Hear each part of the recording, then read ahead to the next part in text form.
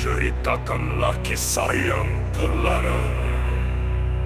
Akan ku dengarkan meski dia akan datang. Jika kau tak bisa katakan, tulis saja dengan tenang. Asalkan jangan sendirian, pastikan kau aman oleh dia yang tak kelihatan dari ceritamu yang terlarang.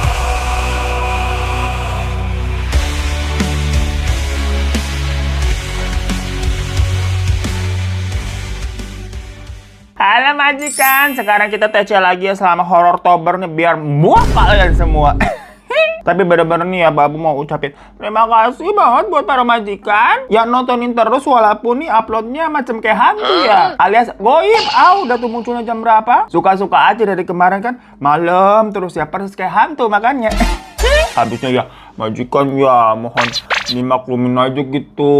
Ini kita juga kejar tayang ngerjainnya tahu sampai terseok-seok begitu. Jadi untuk jam uploadnya selama bulan Oktober ini nggak apa-apa ya malam terus ya. Hitung-hitung kan Halloween masa Halloween siang. Ntar insya Allah November nih kita balik lagi ke jadwal semula ya biar bisa nemenin kalian semua makan siang. Jadi Oktober ini anggap aja nemeninnya makan malam atau nyemil malam begitu biar gemoy kayak perut kita nih. Makan gimana kakak? Kemberat ini. Habis ya kalau kita stres kan jatuhnya pengen ngunyah terus gitu, ngunyah orang.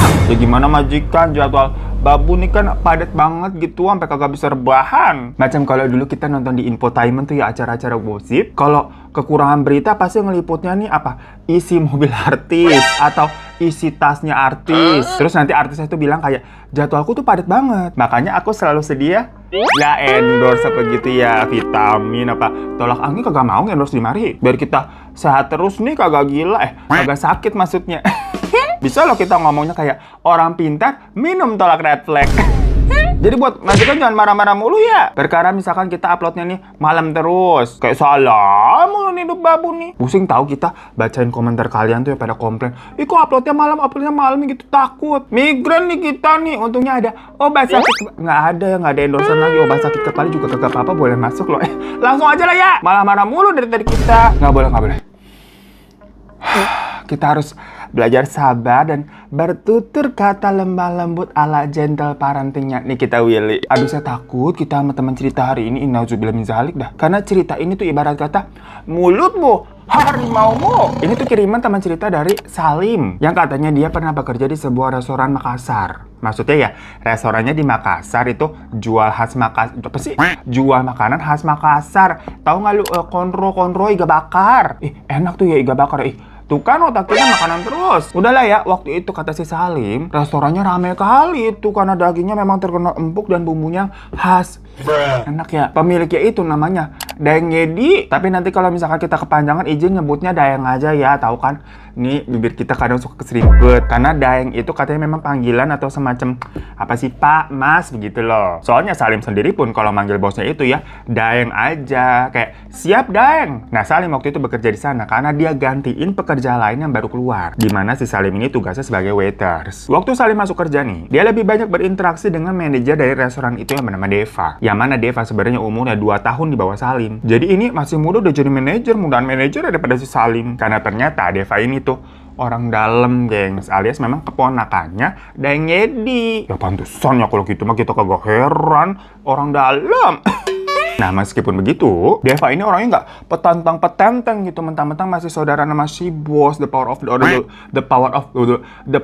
orang dalam, udah susah banget. Baik orangnya si Deva tuh. Yang kagak baik mah bosnya sendiri si Daeng Yedi, iya.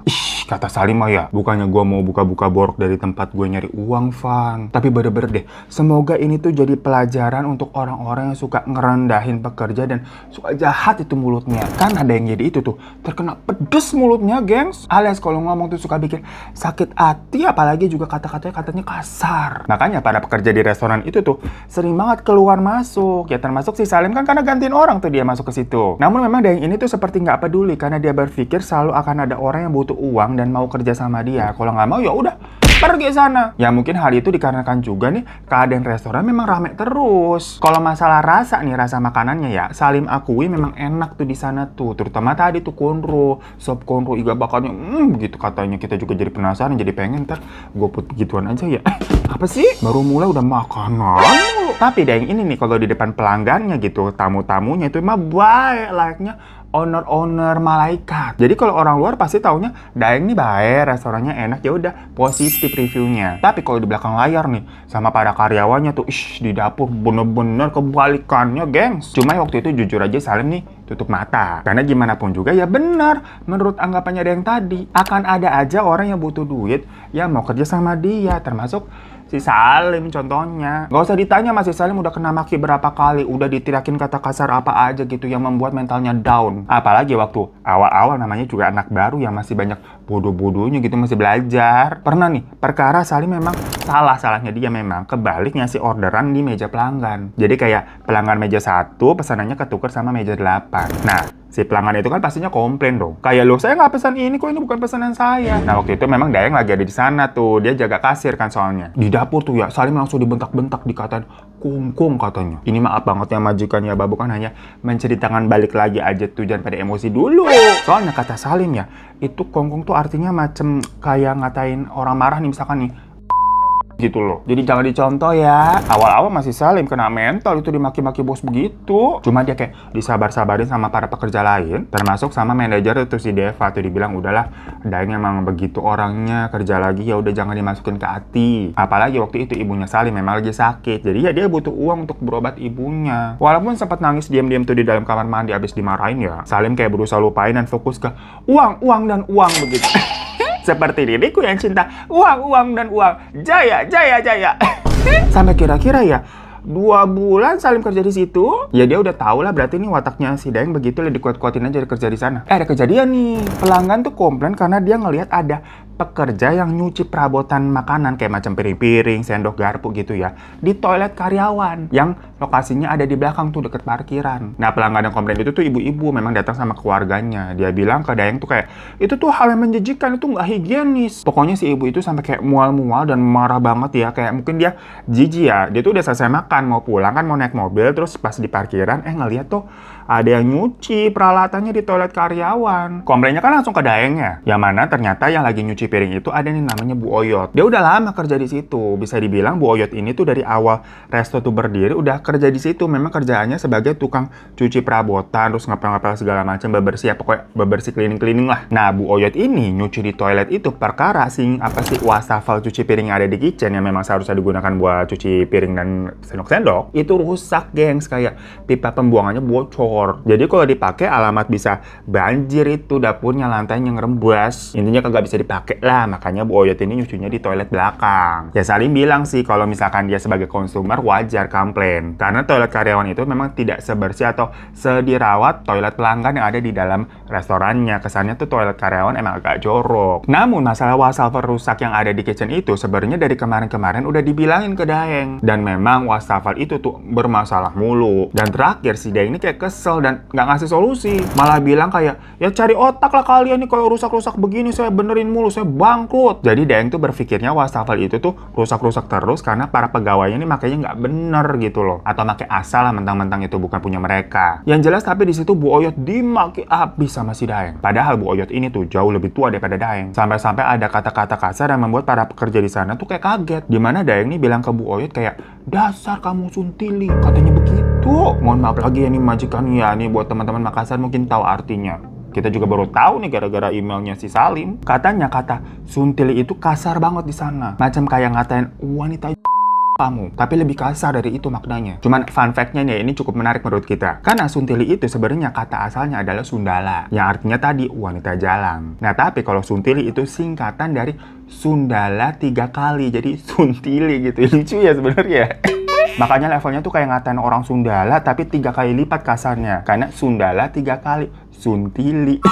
Cuman kasar jangan diucap-ucapin. Semua orang di dapur tuh sampai diam kaget, maksudnya Daeng tuh ngomong begitu ke Bu Oyot yang udah tua. Bu Oyot mah sampai nangis-nangis di situ. Salim juga bener-bener nggak tega ngeliatnya, karena dia ngeliat Bu Oyot tuh kayak ngeliat ibunya sendiri gitu, seumuran ibunya Salim memang. Sampai akhirnya manajernya tuh Deva yang nenangin Bu Oyot. Baru dari situ wastafel cuci piringnya tuh dibenerin sama Daeng, manggil tukang. Cuma Bu Oyot udah keluar, udah resign yang akhirnya. Dia nggak dipecat, tapi memang keluar sendiri karena mungkin sakit hati ya. Bayangin dia udah kerja di sana lebih dari 10 tahun dari resto itu berdiri loh. Dan semenjak itu ada kejadian-kejadian aneh di restorannya, gengs. Karena tahu-tahu pengunjungnya tuh gak serame biasanya. Bahkan nih weekend aja yang biasanya rame ya, parkiran sampai susah, sampai mobil paralel segala macam. Ini enggak, sepi. Nah waktu itu Daeng ini sempat mikir nih, jangan-jangan ibu-ibu yang kemarin komplain nih nyebarin ke orang-orang perihal ada kejadian nyuci piring peralatan gitu makan di toilet karyawan yang membuat orang-orang jadi pada jijik, nggak mau makan lagi di restorannya dia. Ya mungkin bisa aja tuh para pengunjung lain jadi mikirnya nih restorannya Daeng semacam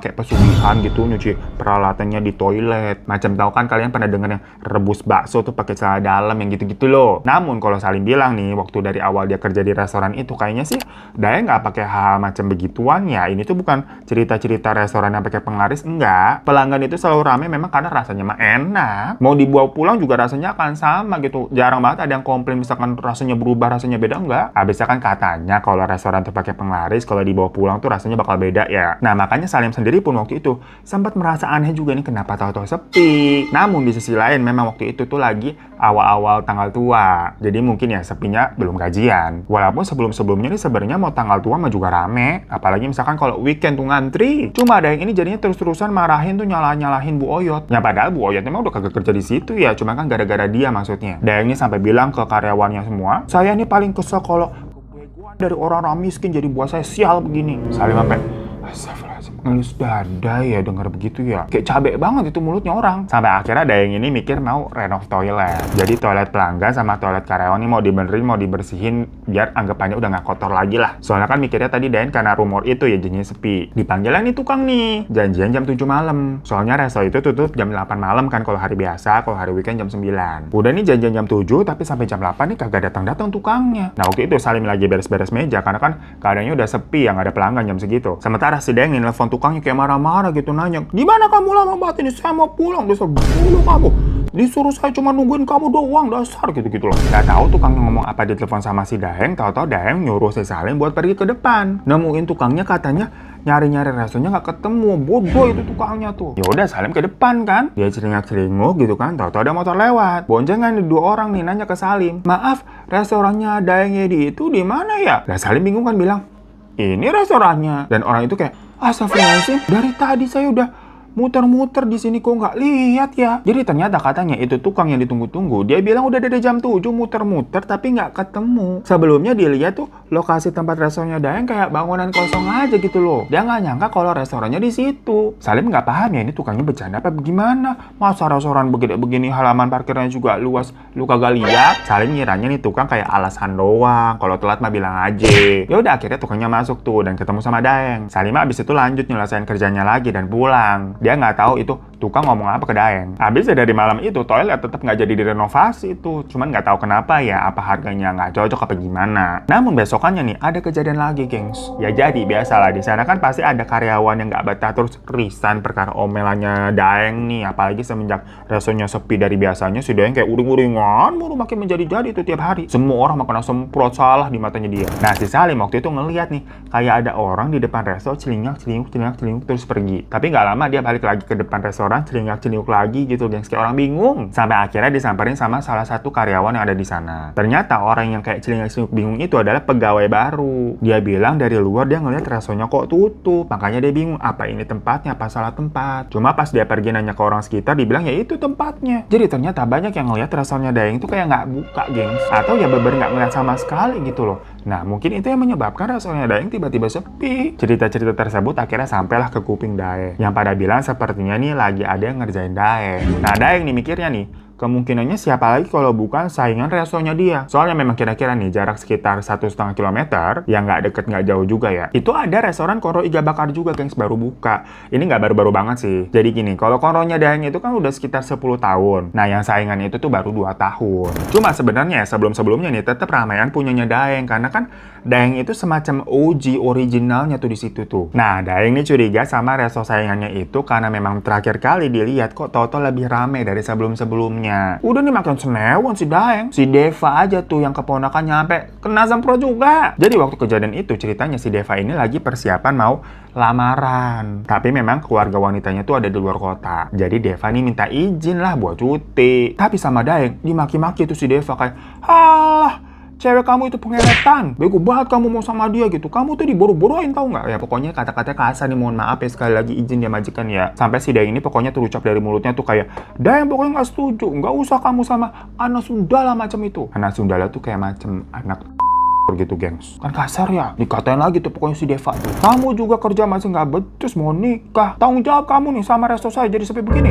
Pokoknya merepet kemana-mana lah. Dan Daeng kalau lagi marah-marah begitu ya di depan karyawan semua. Jadi kan kayak ngata-ngatain orang di depan banyak orang kayak gimana gitu ya. Cuman ya Deva yang sabarnya aja, kata si Salim tuh seluas samudra. Dia kan masih saudara sama Daeng juga, kagak pernah marah gengs. Mungkin nggak tahan kali lama-lama ya. Ujung-ujungnya dia tetap cuti juga tuh, masa bodoh kali. Padahal mah cutinya sebenarnya juga cuma 4 hari. Yang mana sebelum-sebelumnya Deva ini kagak pernah cuti sama sekali. Emang dasar si Daeng gesrek aja udah gua rasa tuh. Jahat banget. Makanya kalian majukan jangan jahat-jahat ya. Kalau kita misalkan mau cuti kita jangan marah-marah. Ntar kayak, "Daeng lu, coy enggak ya." Nah, sementara Deva lagi cuti nih, ada salah satu karyawan yang ceritanya ini mergokin ada orang kayak pakai topeng maling, tau kan, kayak pakai topeng yang hitam cuma ada mata sama mulutnya. Itu lagi naburin tanah di depan pagar restoran, gengs. Jadi kayak di samping-samping pagarnya gitu loh. Jadi karyawan resto yang mergokin itu tuh namanya Bani. Dia hari itu ninggalin motor di parkiran resto karena memang dia mau pergi kongko gitulah, dijemput sama temannya abis pulang kerja. Kan kalau hari biasa restonya tutup jam 8 kan. Dan si Bani ini memang biasanya dapat tugas buat buka dan tutup restonya. Jadi dia tuh yang bawa kunci. Ya udah dia pergi tuh jam 8 lewat dan balik lagi dianterin temannya ke resto itu buat ngambil motornya dia tuh di jam 12 malam. Tapi pas dia datang nih, dia ngeliat tuh ada orang naburin sesuatu di depan pagar dan waktu diterakin mah orangnya langsung kabur. Tapi kan sempat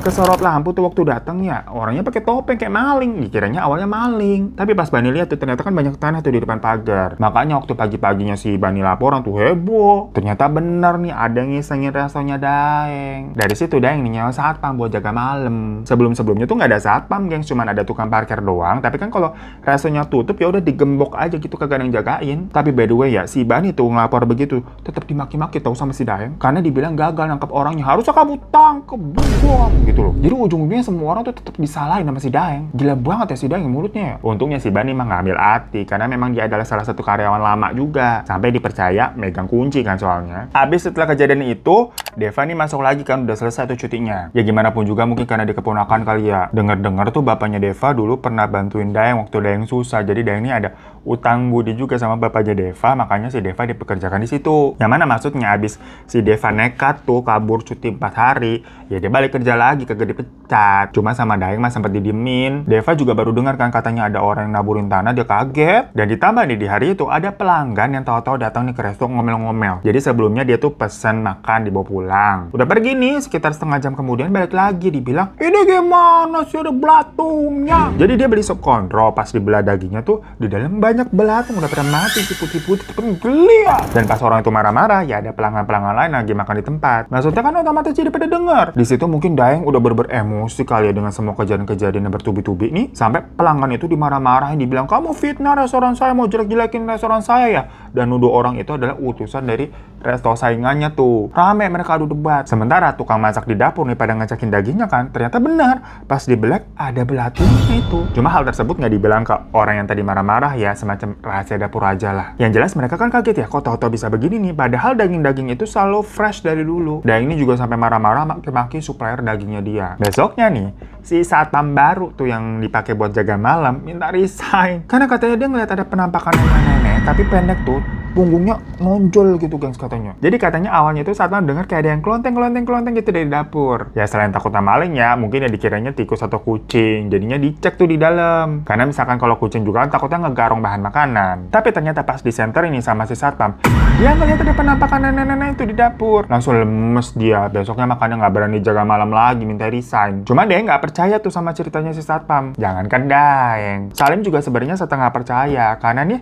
dia udah mau jalan kerja 3 bulan kan kerja di situ, tapi nggak pernah nemuin ada cerita-cerita horor. Tapi setelahnya nih, si Bani cerita juga. Kalau pagi-pagi itu waktu dia datang pertama kali buat buka-buka segala macam, kan dia megang kunci. Kebelet tuh dia tuh pagi-pagi karena belum jam buka belum ada orang, jadinya dia pakai toilet pelanggan. Sebenarnya nggak boleh ya, harusnya di toilet karyawan. Nah, di toilet pelanggan itu ada 2 bilik nih, satu memang buat bilik cewek dan bilik cowok. Ya Bani masuknya ke bilik cowok kan. Terus udah tuh buang air besar. Lagi diem nih, tahu-tahu di sebelahnya ada suara keran nyala. Oh, dipikirnya udah ada karyawan lain yang baru datang kali. Sampai akhirnya Bani selesai, dia keluar, ternyata di sebelah nggak ada siapa-siapa, gengs. Tapi kerannya itu masih nyala. Loh, siapa yang nyalain air sampai luber-luber di ember? Karena toiletnya itu toilet jongkok yang masih pakai ember sama gayung gitu loh. Sama Bani dimatiin kan, dan dia mau nyari karyawan itu, mau negor maksudnya. Kalau dilihat Dayang pasti diamuk-amuk gitu kan, ngabis-ngabisin air. Nah, di situ si Bani mencium kok ada bau busuk gitu yang sumbernya dicari-cari kayaknya dari arah dapur. Nah, pas Bani kesana, ya dia juga melihat tuh sosok yang diceritakan sama satpam kemarin. Sampai-sampai si Bani pingsan saking kagetnya. Bangun-bangun udah banyak karyawan lain yang pada datang tuh ngasih minyak angin segala macem kan. Ceritalah dia kalau benar ada sosok perempuan tua kerdil tuh bungkuk, tapi punggungnya tuh nonjol gengs di dapur. Mukanya serem banget katanya. Ya semua karyawan jadi takut lah denger begitu. Termasuk si Salim. Dan hari itu waktu tukang masak mau nyiapin makan nih, semua bahan makanannya basi. Jadi bau busuk yang dicium sama Bani tadi tuh sumbernya dari dapur ya dari bahan-bahan makanan pada busuk semua sampai dibuang-buangin. Bener-bener ya Dayang langsung frustasi ya. Hari itu resto sampai tutup karena ya nggak ada bahan makanan, mau masak apaan, abis dibuangnya pada basi. Dan akhirnya Dayang pergi tuh nggak tahu kemana. Sementara karyawan pada disuruh bersih-bersih dapur karena makanan pada basi tadi tuh kayak nempel baunya. Semacam di rak-rak, di kulkas segala macam tuh pada dibersihin, di deep cleaning lah biar baunya hilang. Harusnya mah kalau ada bau-bau begitu langsung aja nih semprot-semprot gitu kan. Pakai parfum dari Holy Grails. Ini tuh parfum shimmer dari Holy Grails gengs nih, karena ada tuh glitter-glitter ya gitu kelihatan ya. Kalau kalian semprot nih, aduh tadi aja udah wangi banget, itu kita tambahin deh. Enak banget ya Allah wanginya ya Allah. Bisa ya? Seenak ini wanginya. Semprotin aja lah tuh. Mau seruangan juga bisa. Lah gimana enggak? Ini tuh ya kalau kalian beli, satu box isinya 4 biji dapet. Ini semua botol kaca loh gengs, bukan botol plastik. Tapi 4 botol ini ya, satu box nih, harganya cuma 130 ribuan. Berarti ini satunya cuma sekitar 30 ribu. Gila nggak? Eau parfum loh gengs ini. Satunya ini 50 ml Eau parfum. Mau 4 dapatnya 130 ribu, lo nyari di mana lagi? Kalau kalian nanya wanginya nih, aduh enak banget dan itu awet banget up to 9 jam ini gengs. Kalau kalian nggak percaya kalian baca aja deh review-reviewnya, nggak ada yang jelek. Kalau barang ini tuh jelek pasti pada marah-marah kayak Dayang Yedi itu yuk marah mulu dia. Nih salah satunya kita bacain ya. Tuh katanya abis kita spill wanginya kaget banget, apalagi yang Midnight the best banget, bintang 5 tuh rata-rata. Udah nggak usah ragu lu beli dah. Tapi ya gengs ya, menurut gua kalau kalian mau order nih, ntar aja pas gajian tuh promo tanggal 25. Biasanya kan harga-harga kalau di Shopee pada diskon ya, disubsidi tuh sama Shopee tuh. Jadi bisa lebih murah lagi. Curiga nih jadi 100 ribu dapat 4 kali ya, semoga ya. Jadi misalkan maksudnya nih nanti kalau tanggal 25 kalian cek link yang ada di bawah tuh, terus lihat harganya di bawah 130 ribu. Udah cepetan beli, kagak usah mikir. Dapat 4 parfum, kalian bisa buat kado juga nih, ada boxnya. Jadi kalau kalian nggak check out nanti nih tanggal 25 lagi diskon, merugilah kalian wahai manusia. Jadi langsung aja cek link yang ada di bawah ya. Nah tadi kan pas lagi pada beres-beres di dapur, tahu-tahu mereka nemuin ada kantong plastik di bawah kompor, gengs. Jadi itu kan bentuknya kitchen set, dan bawah kompor itu yang biasa buat naruh tabung gas. Nah, di balik tabung gas itu tuh ada kantong plastik. Pas dibuka isinya kayak tanah kuburan sama kembang 7 rupa. Loh, siapa yang naruh di situ? Sementara ada yang ini masih pergi kan. Jadi pada laporannya ke Deva. Deva kaget lah lihat begituan. Dan nanya, ada yang lihat nggak nih siapa yang naruh di situ? Tapi semua karyawan pada diem, nggak ada yang tahu. Ya Salim sendiri pun juga nggak ngerti ya. Dia jarang ke area kitchen karena kan dia lebih sering ke nganterin makanan ke meja-meja. Tapi kalau benda itu sampai bisa ada ditaruh di bawah kompor, kayaknya berarti pelakunya orang dalam nih, cuma nggak tahu siapa. Jadi macam kayak detektif Conan kan.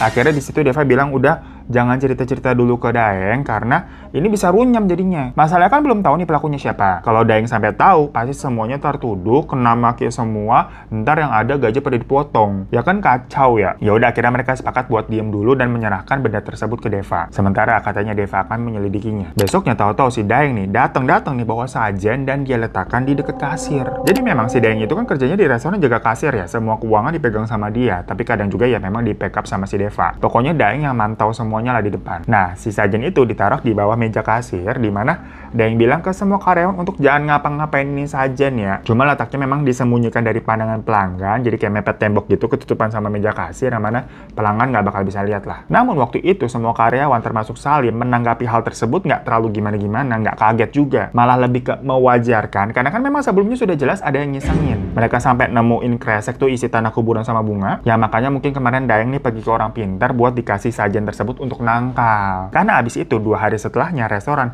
kembali normal, nggak ada apa-apaan. Nah, di hari ketiga, Daeng ini nggak masuk lagi. Jadinya waktu itu meja kasir di backup sama Deva. Si Salim nih dipanggil sama Deva buat membuang sajen itu tuh keluar. Ya Salim kan takut ya, dibilang waktu itu kan kata Daeng jangan diapa-apain itu sajen. Tapi Deva bilang kalau hal ini tuh disuruh sama Daeng buat diganti. Dan ternyata memang udah ada sajen baru tuh. Jadi yang lama nih yang udah terlihat kayak bunga-bunganya udah kering segala macam disuruh dibuang aja. Oh gitu. Ya udah sama si Salim makanya dibuang ke tempat sampah kan yang biasa buat buang bahan-bahan makanan resto. Nah, besokannya lagi nih, pas Salim datang, keadaan resto udah berantakan banget. Bangku-bangku semua pada terbalik sampai ada 4 patah juga. Pokoknya kacau dah. Di dapur tuh juga semua bahan makanan udah kayak pada keacak-acak macam kayak habis ada kerusuhan. Karyawan yang pada baru datang juga pada kaget kayak, loh, kenapa nih? Daeng langsung ditelepon kan tuh buat datang. Pas dia datang mukanya bener-bener shock. Sampai Daeng yang biasanya mulutnya makan nyap-nyap terus ya, nggak bisa berkata-kata apa-apa, gengs. Dia pun kebingungan. Bani nih yang megang kunci bilang waktu dia buka pintu keadaannya udah begitu. Dan ternyata pas dicek-cek ada yang hilang nggak? Ada yang hilang nggak? Isi uang di meja kasir itu hilang memang, gengs. Deva bilang ya udah lapor polisi aja kalau begini nih, kayaknya memang ada maling masuk. Akhirnya Daeng pergi deh tuh lapor polisi sama Deva. Tapi orang dapur nih, maksudnya tukang masak itu disuruh tetap masak hari itu karena siang nanti kebetulan ada pesanan 60 packs buat acara kantor gitulah dikirim. Ya udah abis bikin laporan ke kepolisian, balik-balik si Deva sama Daeng nih bilang kalau kursi-kursi sampai kasir tuh jadi apa-apain karena nanti ada polisi yang mau datang untuk ngecek. Ya cuma kalau dapur tetap disuruh beroperasi ya buat masak karena kan tetap harus ngebul gitu ada pesanan. Nah tapi pas si Daeng ngecek sajen yang ada di meja kasir, dia kayak diem terus merhatiin gitu kan. Dia bilang, ini ada yang ganti sajennya ya? Semua karyawan kan langsung pada diem ya, mereka nggak tahu. Cuma Salim nih sebenarnya yang tahu, karena ya dia yang kemarin yang buang sajen itu disuruh sama Deva. Tapi Salim juga takut-takutan mau ngomong. Nadanya Daeng udah beberapa kayak orang marah soalnya. Dan waktu Salim ngeliat si Deva tuh kayak mengisyaratkan buat jangan ngomong kayak jalan kecil gitu loh. Ya udah Salim diem deh jadinya. Semua juga pada diem. Sampai si Bani nih tau-tau ngomong, Lim,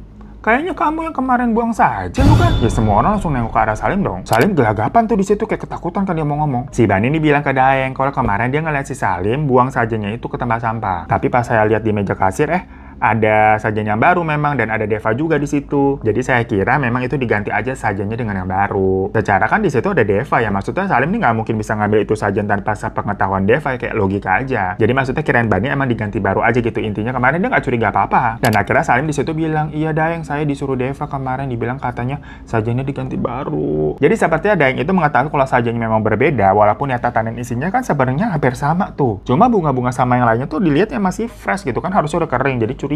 Di situ Deva diem aja nggak jawab apa-apa. Daeng langsung marah-marah, geng sampai si Deva dipukulin. Semua orang langsung pada ngelerai kan, karena bibir Deva aja sampai berdarah-darah gitu nyocor ke lantai. Ya takut ada apa-apa. Daeng udah emosi banget. Deva dikatain gak tahu diri, sama aja kamu kayak orang tua kamu gitu, kabur lampe katanya, kayak macam kurang ajar kamu anak setan. Deva akhirnya dibawa tuh ke belakang buat diobatin dan dipisahin dari Daeng. Si Salim di situ yang kena semprot dimaki-maki sama si Daeng. Dibilang lancang kan, udah dibilang jangan diapa-apain itu sajen kamu buang. Sampai Salim gemeter banget gitu ketakutannya. Lagi diomelin begitu, tahu-tahu ada suara-suara ribut tuh di belakang tuh. Tahu-tahu Deva nih datang nih bawa panci berisi rebusan konro mendidih. Piu, ke mukanya Daeng. Sampai semua orang kayak diem saking kagetnya, kayak nganga gitu loh. Sementara ada yang teriak-teriak kesakitan karena wajahnya langsung puter belakang. Salim melihat ekspresinya Deva nih beremosi kala itu. Belum pernah Salim melihat Deva nih marah, sekalinya marah nyeramin banget. Kejadian itu lumayan cepat ya. Salim pun gak nyangka dia kan lagi diomelin sama Daeng. Sampai Daeng tuh matanya melotot. Toto Deva datang, diguyur si Daeng tuh pakai air mendidih buat rebusan kontrol. Ya Daeng langsung dibawa ke rumah sakit. Cuma yang namanya kan kena luka bakar ya dari air semendidih itu. Bayangin buat bikin daging biar sampai empuk kan sepanas apa itu airnya. Jadi Daeng tuh mukanya cacat yang sampai mengalami kebutaan juga. Dari situ restoran kontrolnya sempat tutup ya karena keadaannya Daeng. Dan Deva juga dipenjara atas perbuatannya. Nah katanya nih kalau Salim dengar-dengar dari supirnya Daeng dan dari para karyawan, Deva kayaknya emang udah sakit hati banget sama Daeng. Jadi Deva sempat diinterogasi tuh sama keluarga Daeng kan, ditanya kenapa kamu melakukan ini? Yang ternyata tuh awalnya restorannya tahu-tahu sepi, emang itu perbuatnya Deva juga, gengs. Tapi sebenarnya hanya untuk supaya dia bisa cuti maksudnya. Kan selama ini restorannya rame terus ya. Kalau misalkan si Deva ini minta cuti pasti nggak boleh lah. Restoran lagi rame lu cuti. Makanya dibuat sepi sama dia. Makanya sementara yang seolah-olah nih restorannya terlihat tutup terus, pelanggan jadi jarang datang, harusnya dia boleh cuti kan 4 hari doang nih mumpung resto sepi untuk ngelamar tuh pacarnya. Tapi ternyata tetap aja kan kagak boleh tuh awalnya sama si Daeng. Sampai calon istrinya si Deva dikata-katain sama Daeng. Cuma akhirnya Deva tetap nekat pergi tuh. Tapi ternyata si Daeng ngomong ke orang tuanya Deva kalau Deva tuh nggak tahu diri, nggak benar kerjaannya, kurang ajar banget, orang nggak boleh cuti, main pergi aja, dasar bener-bener ya nggak tahu terima kasih. Calon istrinya Deva juga dikata-katain geng, sampai-sampai kedengaran sama orang tua si calon istrinya itu. Makanya Deva marah banget. Mulutnya Daeng tuh berber apa ya, lidahnya tuh tajam bener ya. Dari situ kayaknya Deva tuh emang udah niat ngehancurin usahanya Daeng dari dalam. Udah gelap mata dia, udah dendam, gak peduli kalau dia misalkan nanti harus nyari kerjaan baru setelahnya. Ya abis itu soalnya ya restorannya sempat tutup lama. Tapi akhirnya sih buka lagi, cuman ganti nama ya, dan istrinya Daeng yang ngelola. Cuman setelahnya Salim juga nggak tahu karena itu udah nggak kerja di situ. Jadi waktu restorannya tutup ya semua karyawan diberhentikan dan Salim mencari pekerjaan di tempat lain. So itu kan cerita dari Salim yang benar-benar memberikan kita pelajaran untuk hati-hati ya dalam berkata ya. Kalau marah tuh lisan kita tetap harus dijaga karena lidah lebih tajam dari silet. Takut banget kita kalau ada orang yang sampai sakit hati karena ucapan dari lidah nih. Makanya maaf ya majukannya kalau kita ada salah-salah, kalau kita suka asal gitu berucap. Habis kan kalian tahu sendiri ya, kita kadang suka selempet gitu, ngomong apa nggak sadar mungkin ya. Tapi kalian juga kalau kita telat-telat bikin video atau mau cuti-cuti jangan marah-marah mulu loh. Yo, lagian sih bikin kita emosi.